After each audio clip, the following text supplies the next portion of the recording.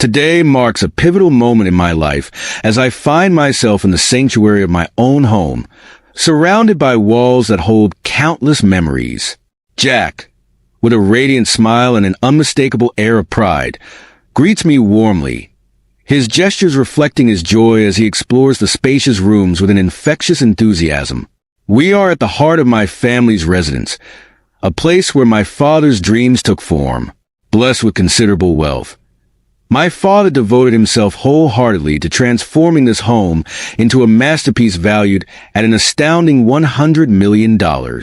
This house stands as a testament to his dedication and passion, a legacy he left for me before he passed away. Now, as I navigate life without him, my husband asserts his claim over this precious inheritance, suggesting that what was once solely mine should now be recognized as ours. Despite my insistence on the home's personal significance, he remains steadfast, armed with a smirk and unyielding confidence. I hold firm, supported by documents that affirm my rightful ownership, bearing my name as the sole heir. At 42, my life is deeply intertwined with the digital world due to my role at an online bank. This career choice was influenced by the values instilled in me by my parents, who were experts in financial management. They taught me the importance of fiscal responsibility, a lesson that has stayed with me throughout my life. Despite growing up in affluence, my parents ensured that I understood the value of money. They emphasized modesty. My allowance was modest compared to my peers, and lavish dining was rare. I attended a local public school instead of an exclusive private institution. Although rumors of our family's wealth painted a picture of luxury, my reality was far less extravagant. My peers often misunderstood my family's financial status, assuming that I lived a life of opulence and expecting financial favors. These misconceptions led to uncomfortable situations, such as when I accidentally damaged Maria's gaming console. At that time, my pockets were empty, and I was just starting 5th grade with Julie. Fearful of disappointing my parents, I didn't share my dilemma with them. Instead, I turned to Julie, who was also in a difficult situation, but my inability to help financially left me feeling trapped. Julie's tears and the ensuing whispers about my refusal to assist her, despite my family's wealth, only worsened the situation. False accusations began circulating, alleging that I had borrowed money without repaying it and refused to cover the cost of the broken console. While the school eventually cleared the misunderstandings and reprimanded Maria and Julie, their actions fueled the rumors, which eventually reached my parents. My father addressed the issue with the other families, leading to a meeting, and, despite half-hearted apologies, I chose to distance myself from Maria and Julie, enduring occasional mockery but avoiding direct confrontation. That evening, during dinner, my father imparted a crucial lesson that I have carried with me ever since. With a reassuring smile, he reminded me of the importance of standing firm in my decisions, especially in financial matters. He advised me that it is okay to say no and not to feel obligated to disclose my financial status. Instead, if someone persists, simply say you need to consult with your parents. This guidance became a cornerstone of my approach to friendships and financial interactions. As I moved beyond elementary school and into university, I became increasingly cautious about whom I allowed into my personal space, focusing on building relationships based on character rather than material wealth. My career post-university has been marked by a deliberate effort to avoid financial entanglements, dedicating myself to my work and maintaining a private, personal life. This experience taught me the importance of setting boundaries in both friendships and finances, shaping the person I am today. At 35, I met Jack, who would later become my life partner. Our meeting, orchestrated by mutual connections, marked the beginning of a new chapter in my life. Despite Jack being a year younger than me, his genuine and upbeat demeanor quickly won me over. His honesty was refreshing, and it wasn't long before our casual dating evolved into a serious relationship. 2 years later, we celebrated our union with a lively wedding, much to the delight of my parents, who warmly welcomed Jack into our family. About a month into our marriage, my father, sensing the strength of our bond, suggested that Jack visit our home. Although I fully trusted Jack, I had some reservations due to his tendency to engage in deep conversations, fearing he might inadvertently reveal sensitive family information. However, buoyed by a month of marital bliss, I decided it was time for Jack to learn more about my family background. I extended an invitation for him to visit. When Jack arrived at my family's home, his reaction was one of astonishment. Clearly surprised by the reality of our family situation, the visit, though warm, left Jack with an intense curiosity about our financial status, a topic he raised repeatedly on our journey home. While I had only a vague understanding of our family's wealth, Jack's probing made me uneasy. A few months later, I received distressing news from my mother that my father needed hospitalization. The shock was compounded by the revelation of his recent health struggles, which I had previously been unaware of. Reflecting on our last visit, I regretted not noticing his diminished appetite and frail appearance sooner. Accompanying my mother to the hospital, I was met with my father's attempts at cheerfulness, though his somber mood was palpable. His apology for what he perceived as a burden underscored his gentle nature. The diagnosis of advanced pancreatic cancer, with no possibility for surgical intervention, left us in disbelief and sorrow. The idea that someone as health-conscious as my father could face such a fate was incomprehensible. Despite his condition, my father's resolve was touching. He expressed a desire for our happiness, which moved us deeply. Determined to honor his wishes, I pledged to uphold the legacy of our home as a place of warmth and joy, even in his absence. Driven by the desire to fulfill my father's dream, I embarked on a renovation project for our family home. This endeavor became my solace and focus during this challenging time.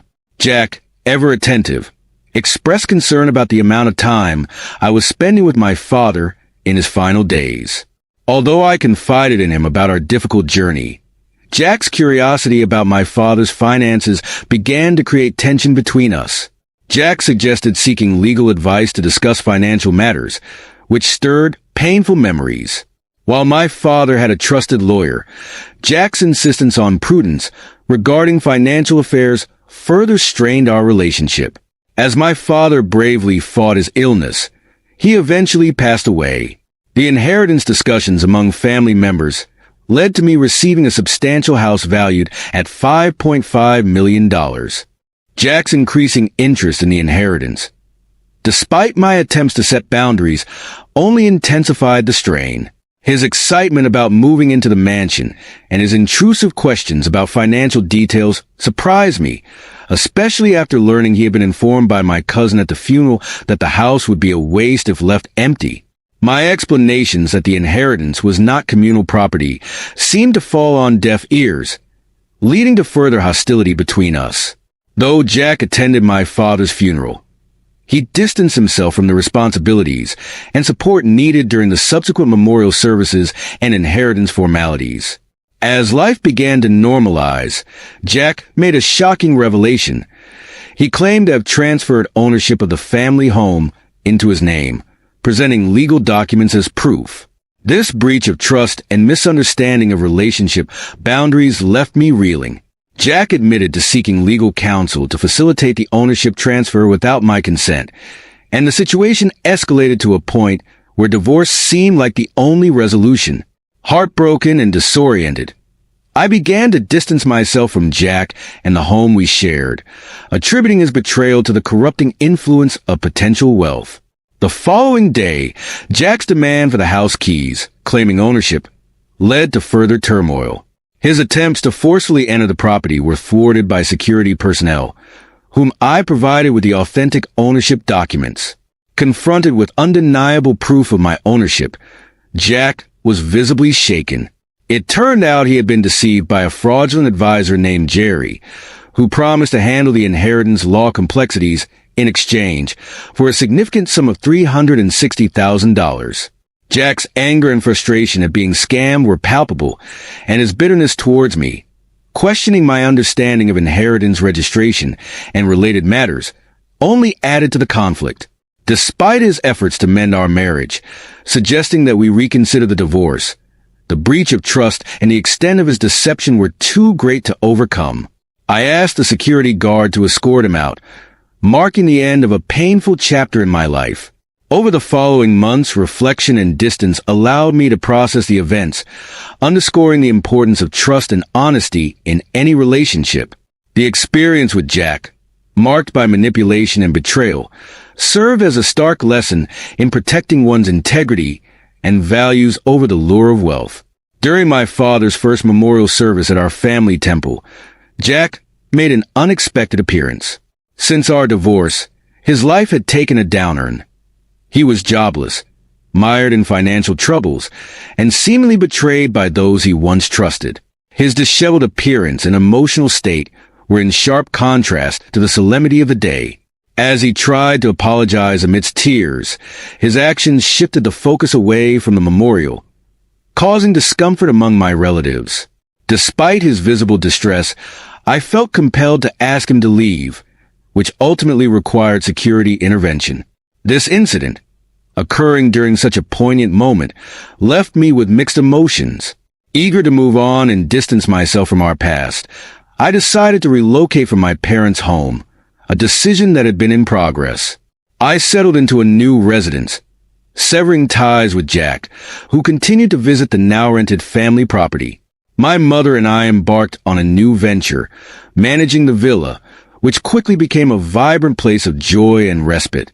The villa, celebrated for its picturesque setting and expansive garden, hosted various events, from intimate weddings to joyful family gatherings.